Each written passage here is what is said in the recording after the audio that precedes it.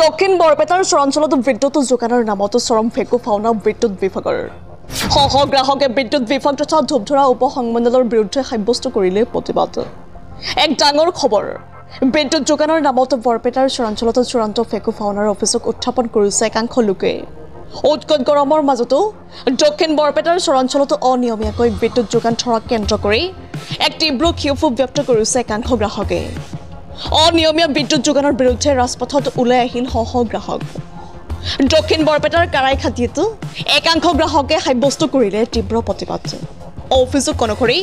কাৰাইখাটি অঞ্চলত দিনটোতো মাত্ৰ 4-5 ঘণ্টা বিদ্যুৎ যোগান ধৰা হয় যদিও নাথাকে ভল্টেজ হে অঞ্চলটোৰ অধিকাংশ গ্ৰাহকৰ ঘৰত নুঘূৰে ফেন নজ্বলে বাল্ব শীঘ্ৰেই অঞ্চলটোত বিদ্যুৎ যোগান নিয়মীয়া কৰিবলৈ দাবী জনাইছে ৰাইজে আমাৰ যোৱা এক সপ্তাহ ধৰি কাৰণৰ যোনটো সমস্যা আমাৰ ৰাইজে মানে সমস্যাত সন্মুখী হয় ৰাস্তাত প্ৰতিবাদ কৰিবলৈ বাধ্য হৈছে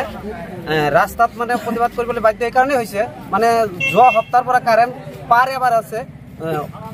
2 ঘণ্টামান আহে ইয়াৰ কাৰণে আমি ৰাইজ ৰাস্তাত ওলাই আহিছোঁ ইয়াৰ যদি কাৰেণ্টটো আমাক অতি সোনকালে ঠিক কৰি নিদিয়ে তেনেহ'লে আমি ইয়াতকৈ ভয়াৱহ আন্দোলন কৰিবলৈ চেষ্টা কৰিম আমাৰ চৰ অঞ্চলত ধূপধৰা যোনটো আমাৰ এপিডিচিএলৰ সাব ডিভিজন আছে তাৰ আণ্ডাৰত আমাৰ চৰ অঞ্চলত আপোনাৰ আদুৰিচৰৰ পৰা আপ টু উজিৰৰ কদমতলালৈকে এক সপ্তাহ ধৰি 24 ঘণ্টাৰ ভিতৰত আমাৰ 2 ঘণ্টামান লাইন থাকে সেইকাৰণে আমাৰ ৰাইজসকল উঠি আহিছে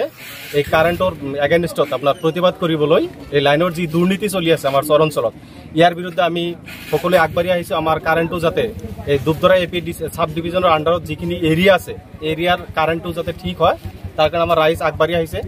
আৰু যদি এনেকুৱা কেলেংকাৰী হৈ থাকে ভৱিষ্যতত আমাৰ ৰাইজে আৰু ইয়াতকৈ ভয়াৱহ আন্দোলন কৰিবলৈ বাধ্য হ'ব আৰু ইয়াৰ জৰিয়তে আমি অসম চৰকাৰক এইটো জনাব বিচাৰিছোঁ যে